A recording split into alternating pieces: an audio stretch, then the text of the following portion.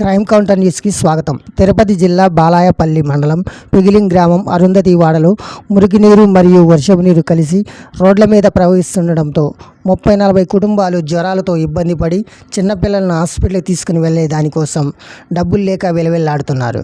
ఈ విషయాన్ని స్థానిక అధికారులకు తెలియజేస్తే నిమ్మకు నీరు కుట్టినట్లుగా ఉండటం వాళ్ళని ఇబ్బందికి గురి చేస్తుందని, ఇప్పటికైనా ఉన్నతాధికారులు వాటిపై చర్యలు తీసుకొని విష జ్వరాల నుంచి కాపాడాలని ప్రజలు విజ్ఞప్తి చేస్తున్నారు.